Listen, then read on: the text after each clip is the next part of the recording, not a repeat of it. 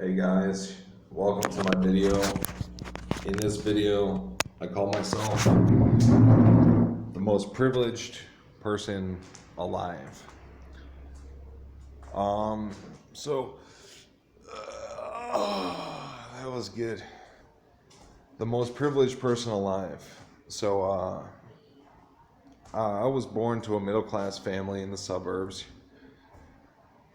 My grandfather was a project manager, and my mother was a teen mom. So my mother wasn't really around, and I was raised mostly by my grandparents. Um, I have a story of how much my life has sucked, but mostly my story is privilege. You know, God has been there with me through every step of the way, or some sort of Holy Spirit or like Spirit of goodness has been with me through everything I've ever done in my life. My dad, my biological father, was not really in the picture. Um, and, I'm not complaining. You know, I came into the world with one notion that I could do anything I want if I set my mind to it.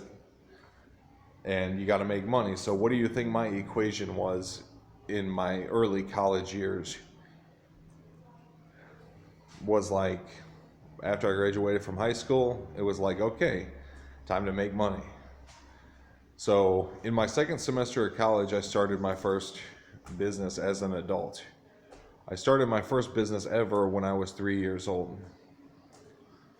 Started my first adult business when I was 19. And basically, it just was not difficult for me to log in work every single day working on my business because I was still living at home with my grandmother. My grandfather was passed away. He died when I was 17. And I have a suspicion that he probably would have kicked me out of the house at the age of 18 or 19. So then when I was 22, I went on disability.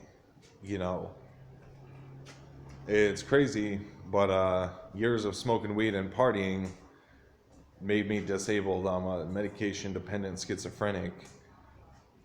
And I went on disability when I was 22 years old. So somehow, some way, you know, in high school, I was like a class clown. You know, it took me a year extra to graduate from high school because I was always goofing off and stuff. It was hard for me to get my credits, and I graduated from online school. So I left traditional high school in my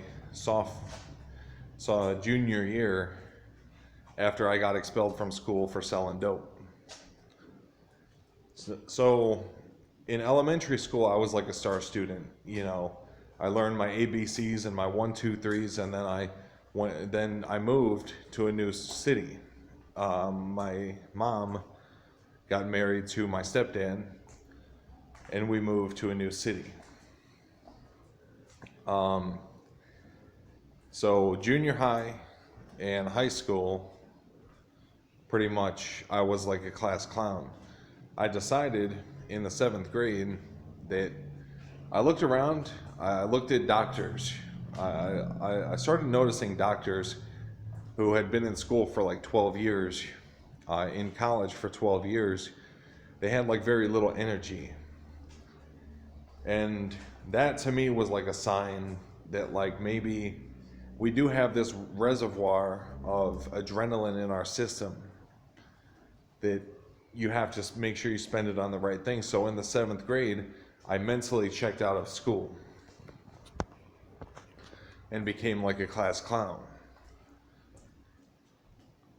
And somehow doing all the wrong things made me the richest person to come from that class of people who did better than me in school. But it was all in the name of making money. It was all in the name of making money. So, you know, uh,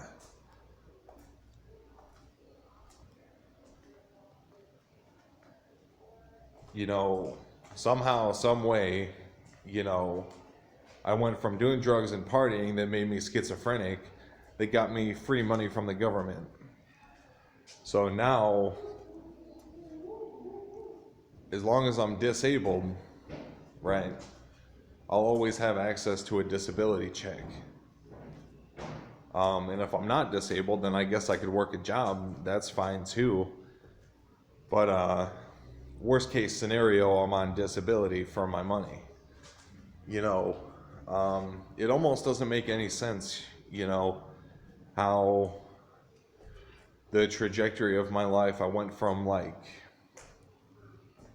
I always wanted to be a businessman, but I lost sight of that vision, of that dream, probably all throughout those years.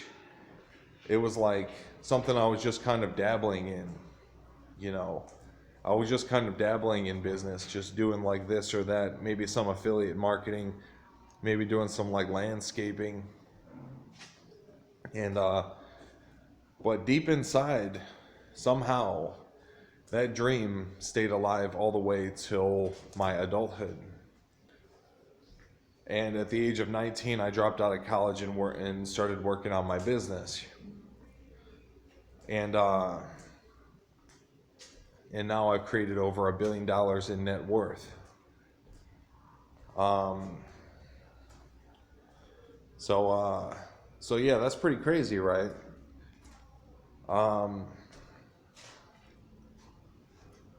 Pretty much, you know,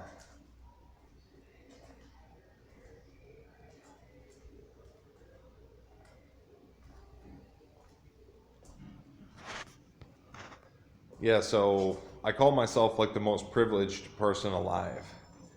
How God has literally cradled me like this entire time leading up to my becoming a man, where I have to learn how to stand on my own 2 feet. You know,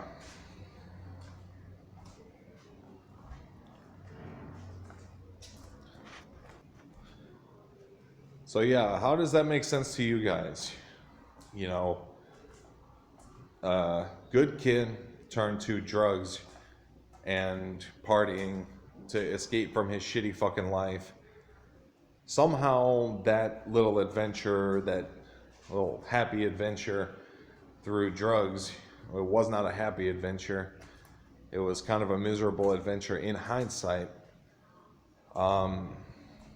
Drugs turned to me needing a disability check to provide for myself.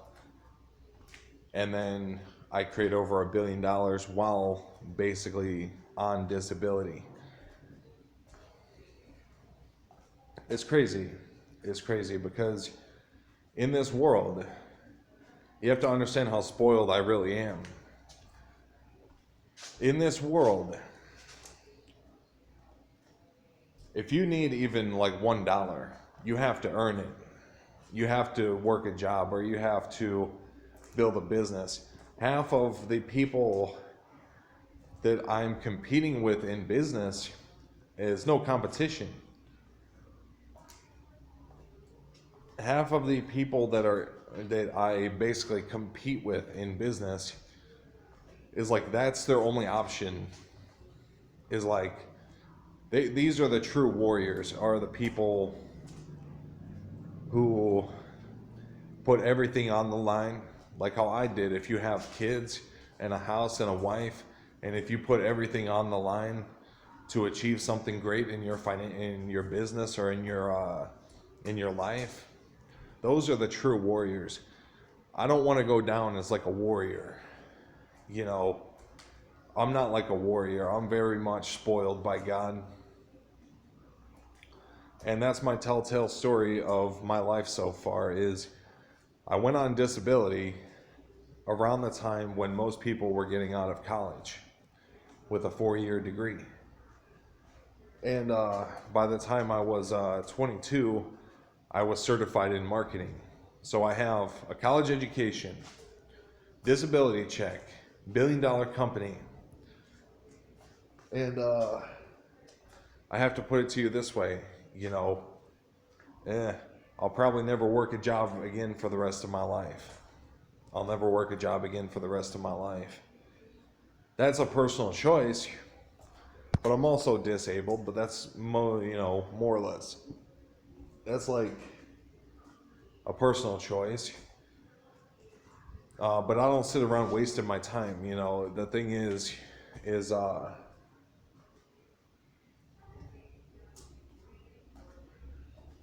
the trophy for the real warriors is going to go to people who work in a time constraint. If you have a job, and if it's your dream to build a business, which I know what it's like to be on a time constraint, because when I was 21, before I went on disability,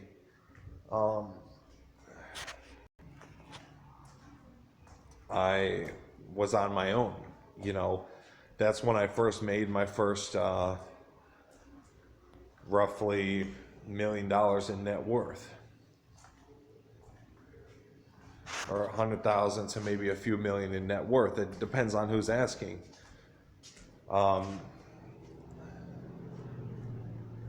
And I made a lot of sacrifices. I haven't seen my kid or my child. I haven't seen my daughter in 8 years. Simply because up until last year, I really had nothing to offer. Why would I bother, my kid with my presence if I have nothing to offer? Just kind of hoping that everything's okay. I offered my ex-girlfriend money for years. Been offering her money. I just want to see my kid and I want to give you some money type of thing.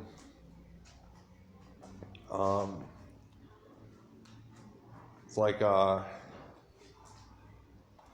conversely, I've been through a lot of shit, but all the shit that I've been through was not very painful. Your quality of life is usually measured by pain, I've been homeless like 8 times. I've been in transition in between housing like 8 times.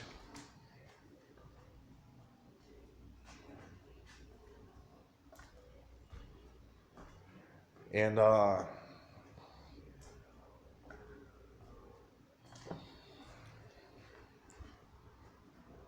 you'll never hear me complain, because at the end of the day, it's been a peaceful life. It's been a good life of, maybe I'm not a warrior, but I still do have a knack for accomplishing things. It's easy to achieve a lot when the entirety of your life is available to you. Now, what would you guys do if you have a history of drug abuse and you have mental illness? Would you just take the disability check, or would you try to make it in the real world? Given that you're trying to build a business, I'm trying to build a business, right? And a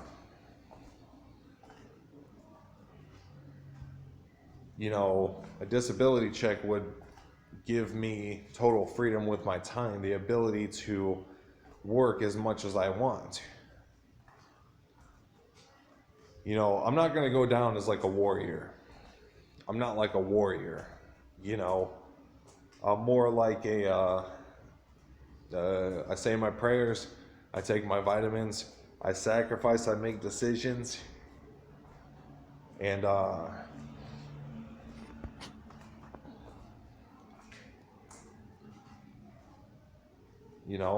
one of the most privileged men alive. I come from a background of achieving things all my life, but I'm not like your warrior guy, I'm just a guy that is logical. I think very logical.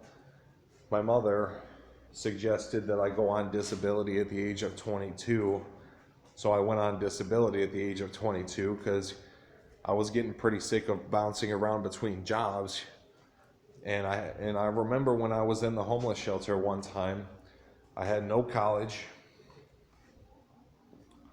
no way, you know, and it was the most miserable experience of my life so far. I like broke down crying. I'm like, I can't believe somehow I let my life get to this point, you know. And it was in that moment when it was such a painful experience that my total, you know, existence like faded to black for a second. That in the bottom of my heart, I decided I'm going to get up, I'm going to wake up tomorrow, and I'm going to go hustle and make something of myself for my business. And that was like the ultimate moment of decision where I got up and I went to work the next day through a temp agency.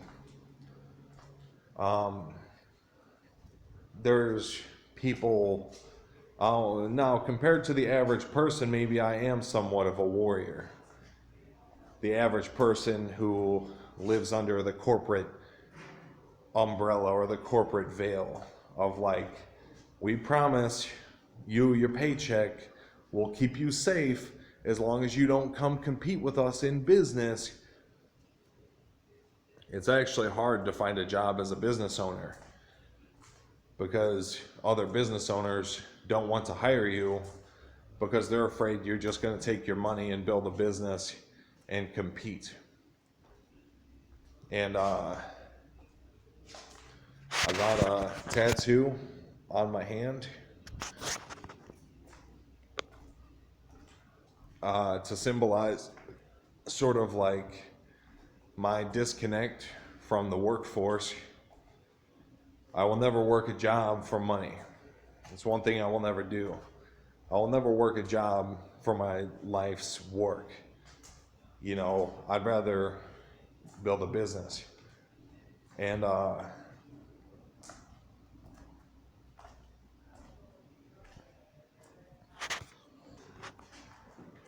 so I'm not like your warrior guy that has all these adrenaline fueled emotional like things to talk about. It's the fact is we're all warriors when it comes down to it, right? If you want something in your life, you just go get it, and then you become the warrior and the hero of your household.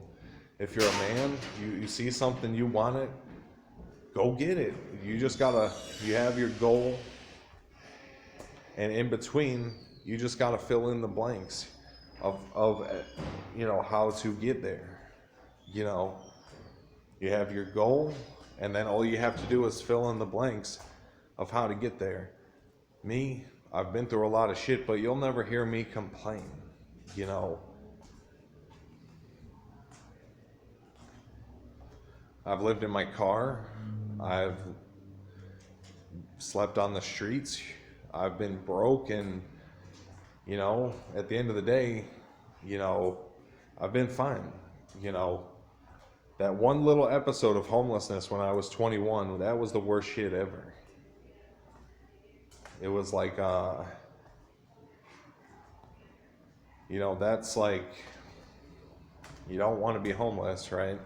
I'm actually overcoming an episode of homelessness right now. I was homeless for like 4 days. And